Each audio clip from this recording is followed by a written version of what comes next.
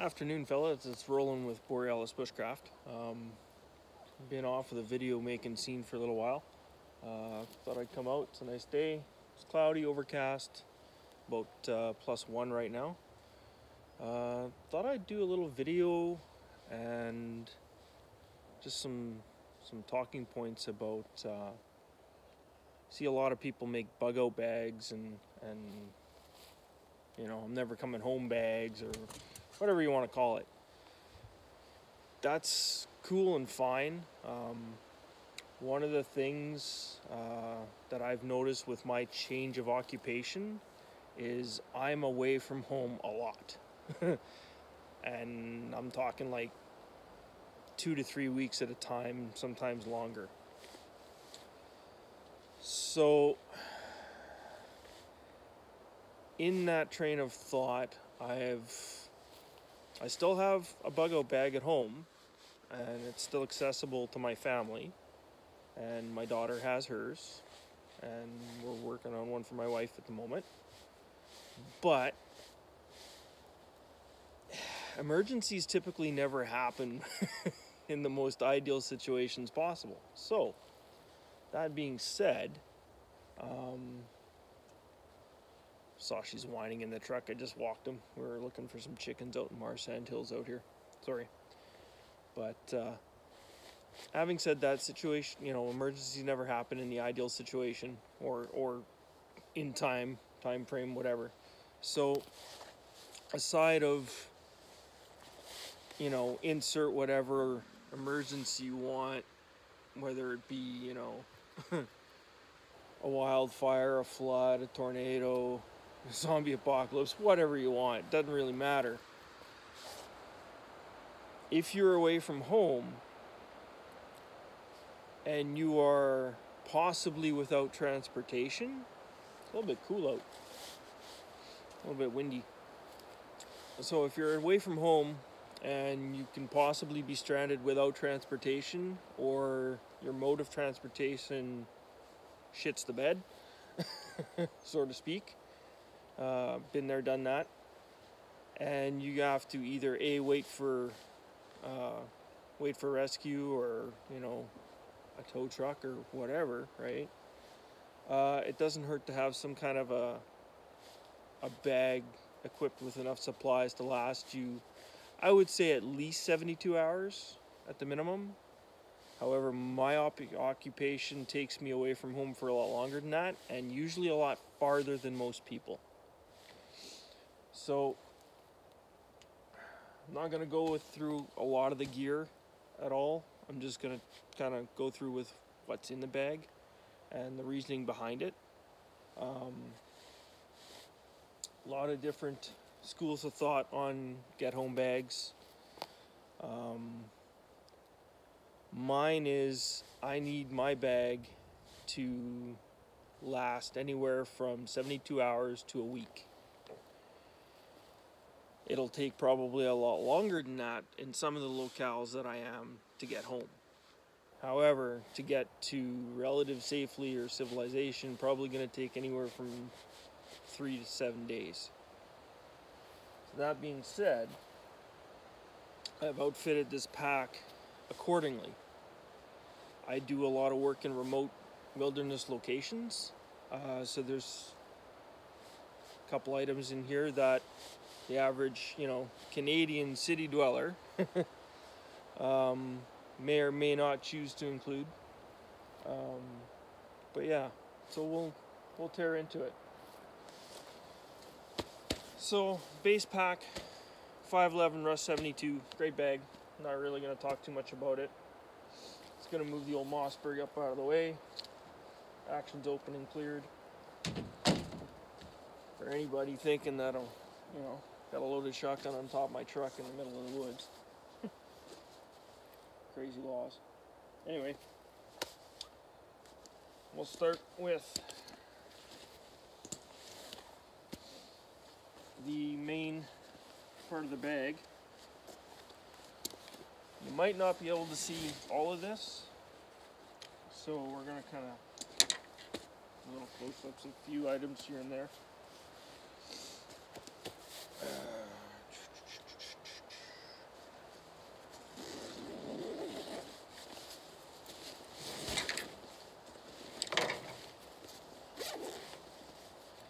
have to excuse me, my tripod's AWOL. Okay, so first off, we'll get into what's in here. This is basically a water-resistant stuff sack. A sil nylon, it's fairly light. The reason it's not waterproof is it's not a dry bag. It's more of a pack liner, if anything.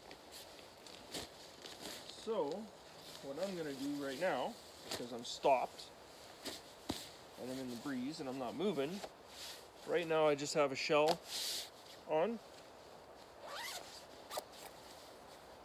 So, talking to you, my body's not creating a lot of whole heat.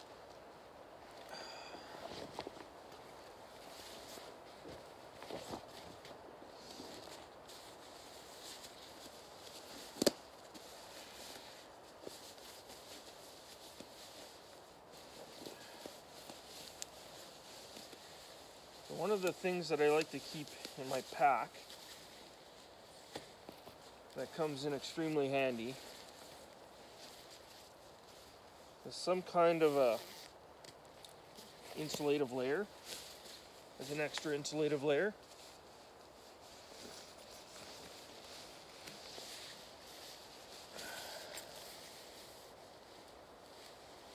So one of the other things that you need to do too when you build bags, it gets quite costly.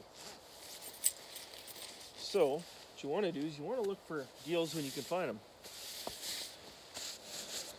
This is a 750 fill down filled jacket, sweater, whatever you want to call it, nothing crazy.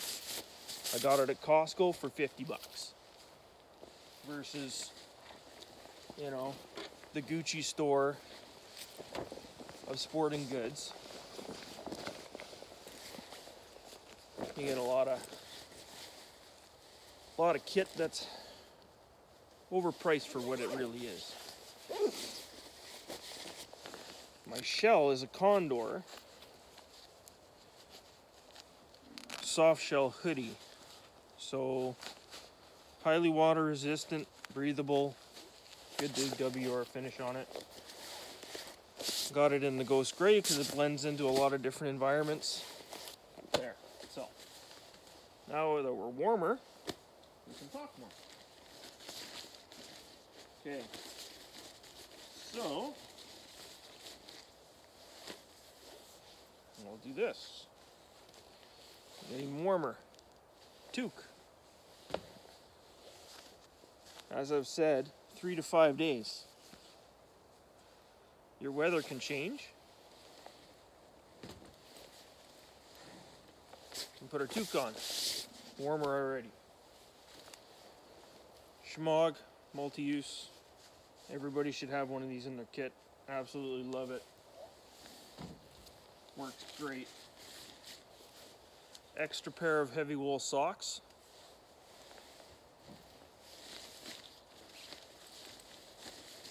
Okay, so if anybody's ever walked for any particular length of distance for any length of time, it's starting to snow, you you're gonna need some kind of change of gitch. So yeah, just a normal set of athletic boxers. Yes, I'm showing my underwear on video for you guys. No, you're not gonna see the ones I have on. Sorry. That pretty much takes care of what I have in here for the time being.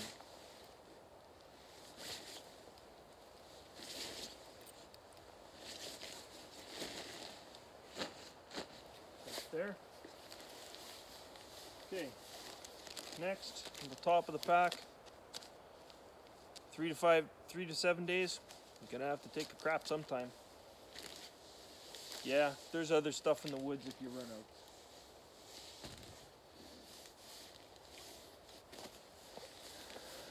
Again, you're gonna be possibly on a multi-night exercise. ground pad. This is just a Thermarest. Self-inflatable mat eliminates a lot of issues of location when it comes to being able to bed down for the night. I can take shelter under a bridge, I can take shelter in an abandoned building, farmhouse, fallen down outbuilding, pretty much anywhere just out of the elements, okay? Ground pad is definitely one of the things you want to have in your kit. Yeah, you can go and, you know, do all the bushcrafty things and make a raised bed and whatever. We're talking, I'm getting home, I'm not out camping. The less effort that I have to put out, I'm not exerting those amount of calories. You know what? That's a good piece of kit in my book. First aid kit.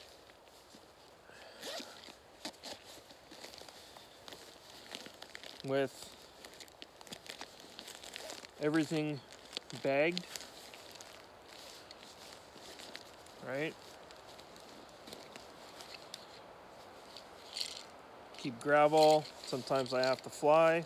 I don't really care for planes so much, but everything's waterproofed in Ziploc bags. Fairly well stocked first aid kit. Good enough for me. Not really overly concerned about anybody else at that point.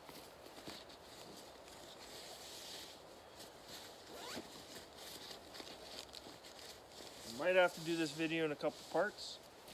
Okay, going back to the underwear thing. Walk at any point in time and distance. Little travel size of baby powder. It's good for hygiene, keep you from chafing, help with chafing if you do end up getting it. Some people do, some people don't.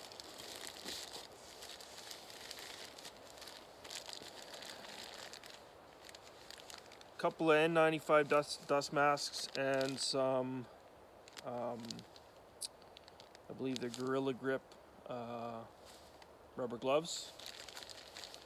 Useful anywhere from first aid to, you know, protecting your hands if you're working on a vehicle or whatever, right? I can go back in here. I'll throw it up there for now. Okay.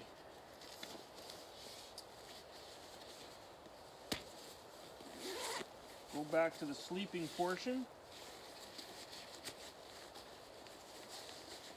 Bit of a bugger to get in the pouch, but it went in, so it's going to come out. This is a U.S. military Gore-Tex bivy, okay? The bivy allows me to get away with having to create an elaborate shelter in inclement weather. We're in our shoulder seasons right now. It's actually starting to snow. Very, very lightly, but it is snowing. Keep in mind, most of my day is going to be traveling. So the few hours that I'm going to bed down for the evening to get some rest, this will take care of my shelter component for the most part. It'll keep me dry. It'll retain some heat.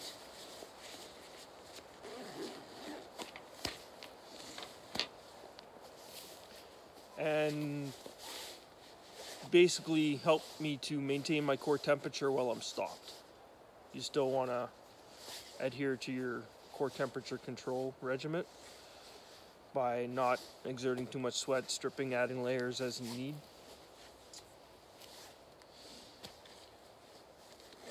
Okay, so next, and this is not necessarily a necessity for a lot of people, but for some times where I am, and there's a few things that need to be added to this.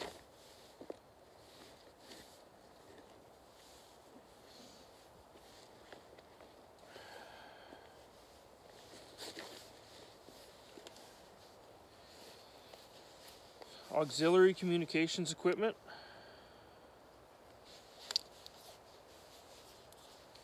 And what I mean by auxiliary is the fact that I am in a location where cell phones work seldom to none of the time, sometimes when I'm traveling. However, there are typically a lot of people that run VHF and UHF radios, RCMP, search and rescue, paramedics, truckers sometimes now have switched over to UHF radios. I have a list of a few frequencies in a notepad that I keep with me. So having a relatively inexpensive piece of communications equipment, this is a Baofeng UV5R. I have the large battery for it.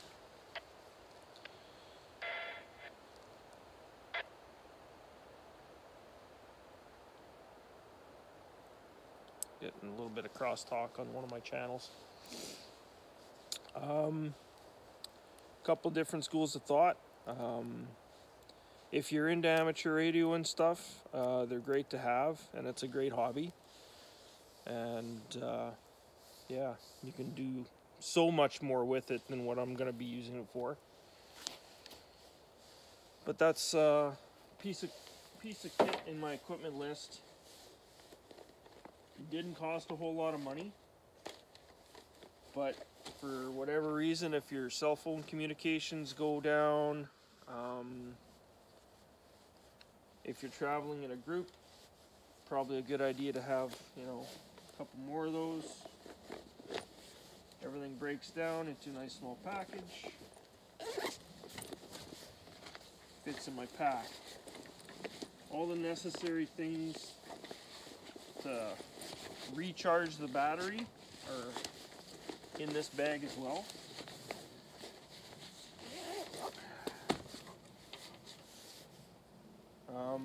Going back, I'm going to bounce around a little bit, guys. Like, I'm just taking it out in order of appearance. I ain't going in any kind of specific order.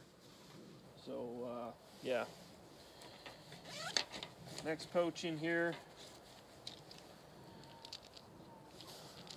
As I get older, medications, definitely have enough on hand for duration. I've been an asthmatic since childhood, spare inhaler. Especially if you're going through an area where there's a lot of dust, pollen, smoke, that kind of thing. Okay. Next pouch in here is food. I'm not going to bring them all out, but there's 6 Alpenair freeze-dried packets. They keep well, they're easy to prepare. It's camping food, basically. Good shelf life. You just have to boil and add water. The nice thing I like about the Alpenair stuff is it tells you the calories on the package, and it tells you how much protein is in there. So there's 600 calories per package, and there's 38 grams of protein per package in this meal. So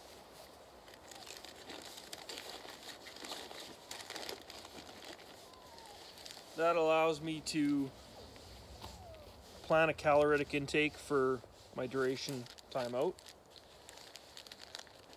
I don't burn calories like most people. I can go a long time without eating and not worry about it.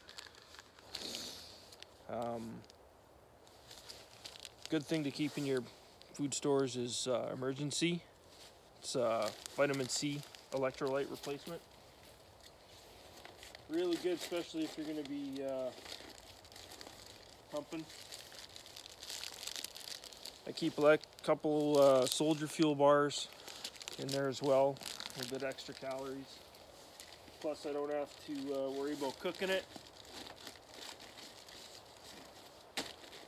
That's basically the inside of my pack. Now we're going to go to the outer pocket.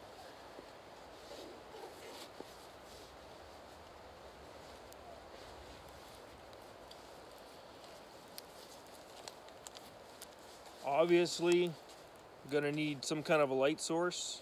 Now, for anybody that's been ever stuck at night in the bush and trying to do stuff, you don't want to depend just on one type of light source. So this I just picked up. I haven't had a whole lot of time on it or with it. It's the LED Lenser M10. Nice little headlamp. It's got the, I believe it's a red and a green filter that comes with it as well for preserving your night vision. It's also rechargeable. That is a major plus. Now, you're probably wondering, well, how the heck are you going to recharge stuff out in the middle of nowhere, especially if your vehicle's dead? Well, that's when you need to think in advance. There's a lot of different ways that you can do that.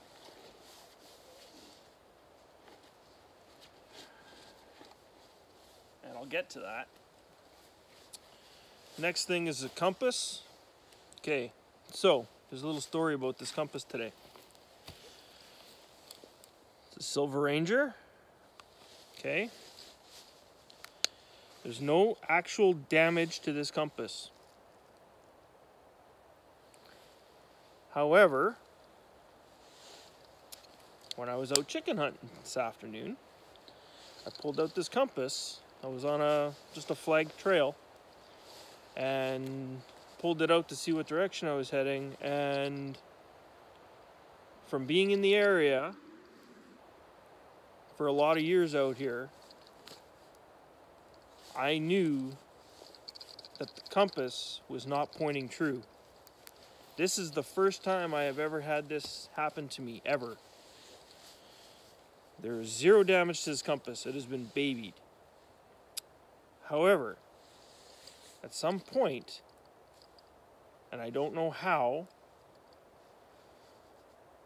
the needle of the compass has been either demagnetized or the polarity of it has switched for some reason. I don't know how and I don't know why, and I plan on finding out, because I've used Silver Ranger compasses since I was a Boy Scout and I have never had an issue ever.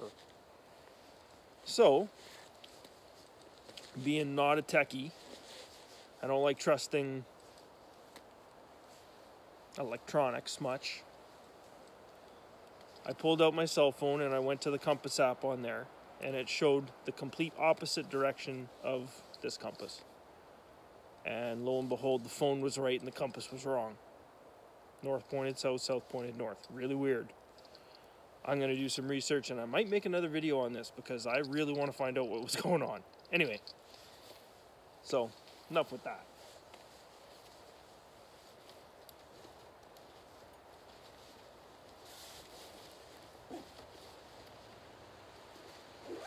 There's also a set of pace beads on that compass.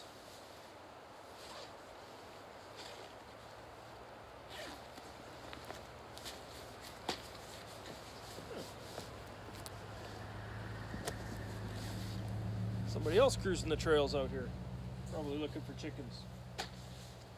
Okay, so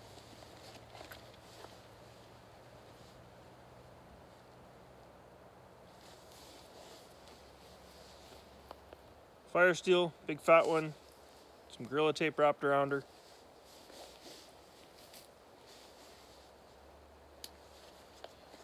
Some people don't think that a ferrocerium rod is a viable fire source for emergencies. I beg to differ. It all boils down to training.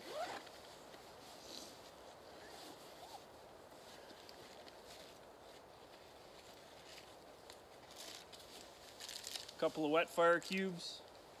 You don't really need to see that. Small sewing and repair kit for repairing clothing, pack, tarp, whatever.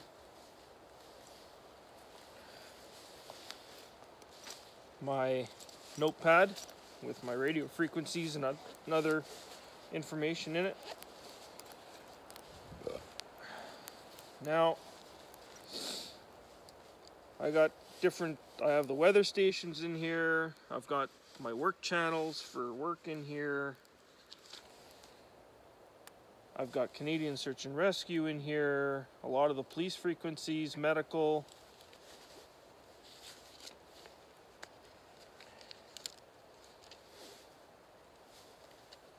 I also keep the frequency that my radios are set to at home. And I have the frequencies of some of the other cheaper Chinese radios that sometimes people don't reprogram them. So we use those sometimes for work as well when we're deep in the woods and there's really poor communications. So also in here, I keep some cash on hand because you never know. The chances of me running into an ATM and being able to use my bank card are slim to none. I'm not going to tell you exactly how much cash I keep in my bag because that's none of your business. But recommended, people recommend anywhere from $50 to $1,000. So somewhere between $50 and $1,000, guys. Little other thing that's called operational security. So some things you'll get showed, some things you won't.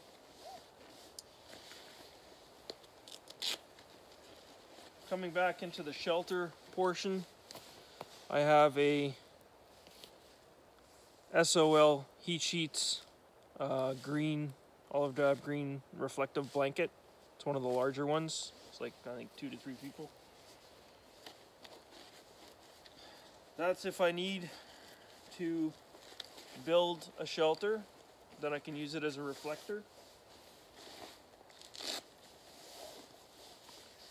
A couple of 60-gallon drum liners. You never know.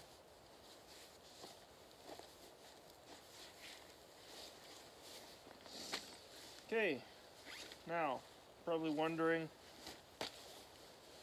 how we're going to recharge our electronics, i.e. cell phone, my radio, my headlamp. And this is a really unique piece of kit that I've taken a real good liking to, made by Hybrid Light. It's a solar-powered flashlight. Right now you can see that little red light's on, and we are actually charging the flashlight through any ambient light source. And if you pull this off, there's a USB port in there, regular and micro. So you can charge this off of USB when you leave home. Apparently it claims that it holds the charge for 7 years. And yeah, I forget what the milliamps of the battery reserve is on it, but there's quite a bit. So that's pretty much what's in there.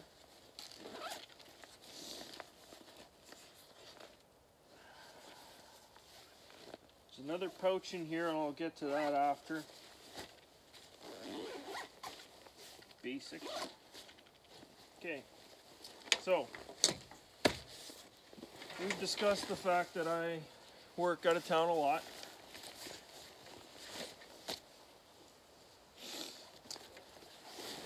So we're going to go into side pouch. I have a extra pair of mechanics gloves.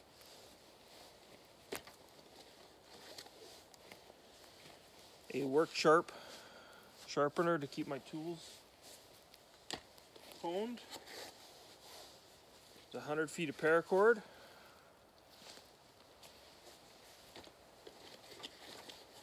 Throw this stuff. Probably gonna lose some of this in my truck.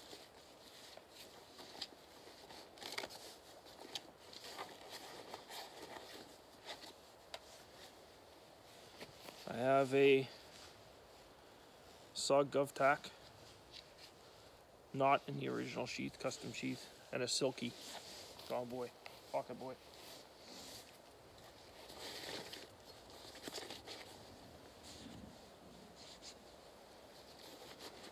Paracord has multiple uses.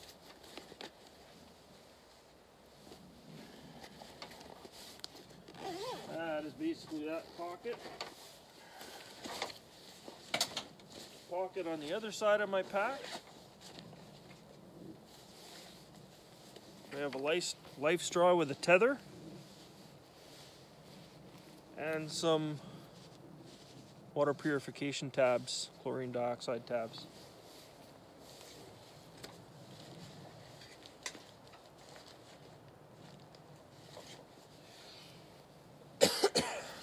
There's also a canteen, a cup, and a cooker, and a lid in there as well with a liter of water.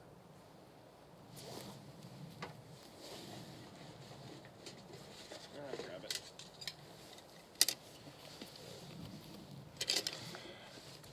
I also have solid fuel tablets to heat up if I, don't want to have a fire. Say I'm in a building or something, right?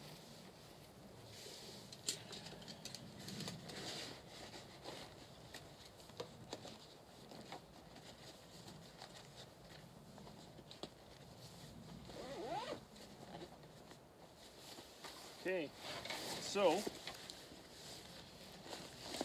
that's primarily the most of it. Now, you'll see a lot of things in the States where guys will include a firearm as part of their get-home bag. Couple different schools of thought with that. One is legality, so you need to know if you're in the US, you need to know your state and local laws about that. If you're in Canada, obviously we're not allowed to carry pistols unless you have a concealed carry weapons permit, which is extremely hard to get from the RCMP and the CFO. However, non-restricted firearms can be carried either in your vehicle, properly secured, or in an enclosed case. Now, I'm not going to get into it, but there's a lot of discussion about what an enclosed case entails. Well, to me it's a case so that it's out of the view of public, right? You're not really allowed to walk down the street with a gun in your hand. We're not in the States here. However, where I go, my pack is with me on the way to work and typically on the way home. If I'm on the job site, I'm not far from a lot of different people, so I'm not overly concerned. So everything I have would be secured in either in my room or in the truck. So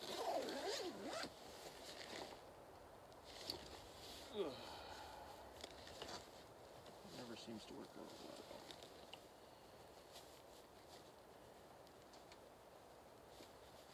I don't necessarily need a huge firearm, depending where I am.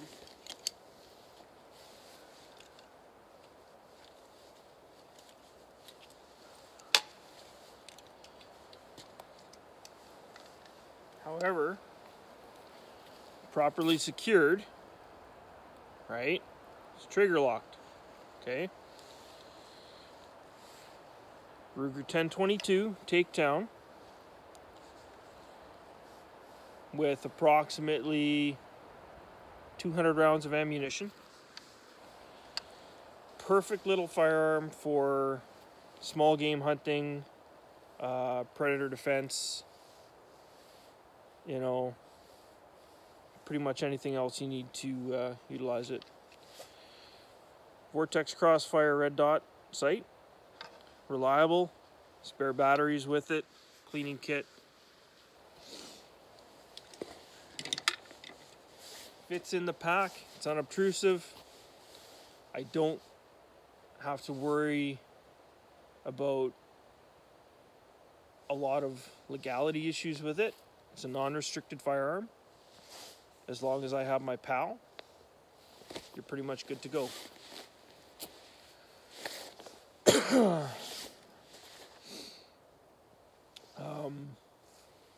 That's pretty much what's in my get home bag. As I've said, I work, a long ways from home. And yeah, for me carrying, a small caliber firearm is paramount, especially with where I go. I travel a lot of winter roads.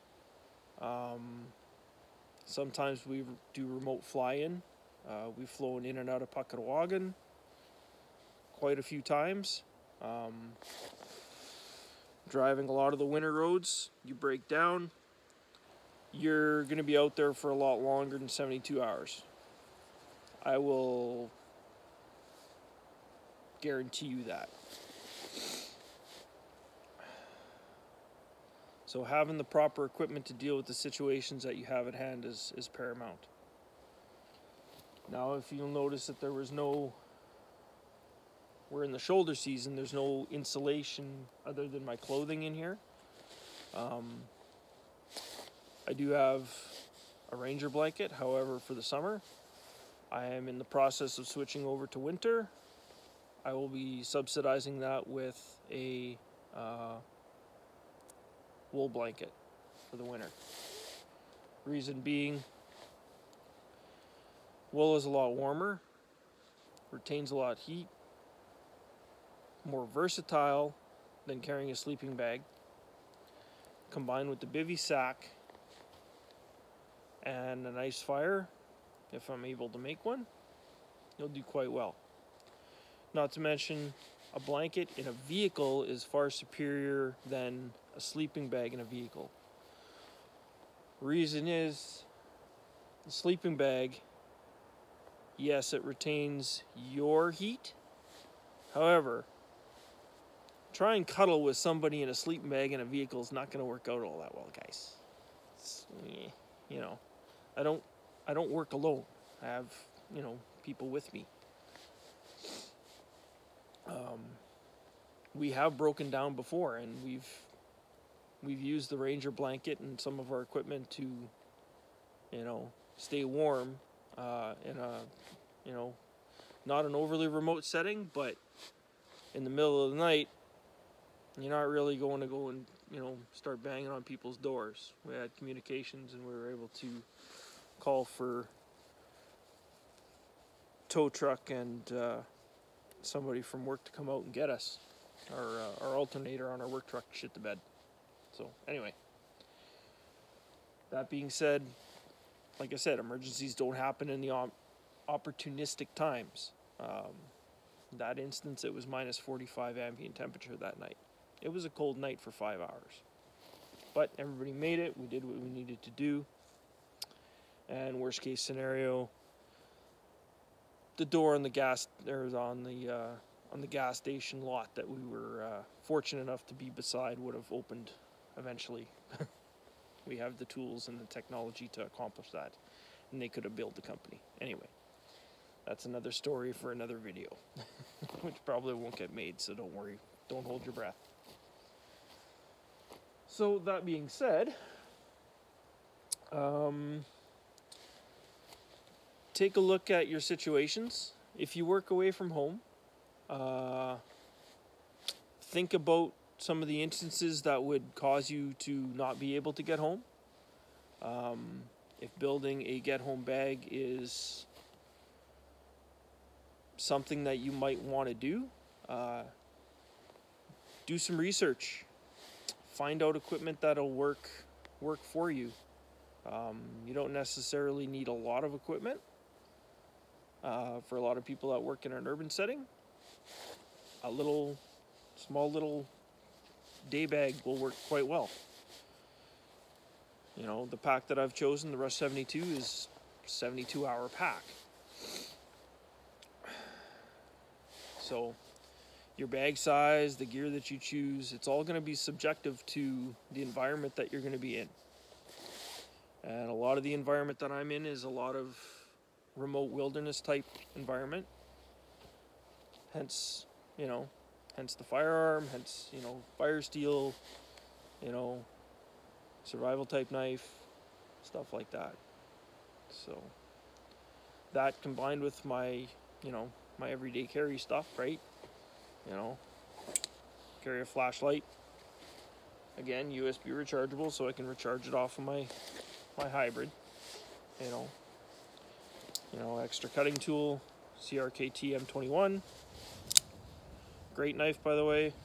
This is my second one because the other one is seen better days. But yeah, carry a lighter in my pocket. Just a Bic. So you got redundancies. Clothes on my back. Be quite fine spending, a few nights of inconvenient camping on my way home. And you never know, you might not have to. You might be able to, you got enough cash, you might be able to get a hotel room, if things are acceptable for that. Your vehicle might die on the side of the highway. You can flag down somebody and, bum a lift into town, or pay them for a lift into town if you have enough cash, right? So it's just all little things. You just think ahead and plan accordingly. And the other thing, you can't plan for every scenario. It's not possible. I was watching I went on Netflix and years ago, everybody remembers the TV show Doomsday Preppers. And a lot of my friends call me a prepper, and I am to an extent, and I'm not. I have a lot of knowledge, I have a lot of skills. I have the skills and the equipment to utilize in the event of an emergency. But I don't have 20 years worth of food stocked up at home. So don't bother coming to my house if the world goes to shit. Because, I'm going to be doing my own thing with my family. And I'm not overly prepared for major earth-shattering disasters. I have the stuff that I need to get by, and that's pretty much it. I have my own plan with my own group of friends, and that's, what we'll do. Because you can't plan for the end of the world. I'm sorry, but I don't, in my train of thought, I don't think that you could. It would be so costly and so time consuming that it would literally consume your entire life. And I guess that's quote unquote what lifestyle is, but there's got to be room for other things, right? You got friends, you got family, children, pets. This is the first time that my life has been so busy. I've been able to take my dog out to the bush for a walk since I got back from Thompson. So anyway, now I'm rambling. Anyway, thanks guys, and I'll get this video up as soon as I can, and I hope you enjoy it. I hope you take something away from it. I'm gonna try and make a few more while I'm in between jobs here for you, and yeah, go from there. And I'm gonna sort out that compass issue, and yeah, if it's worthy of a video, I'll make one. Anyway, cheers. Take care, guys.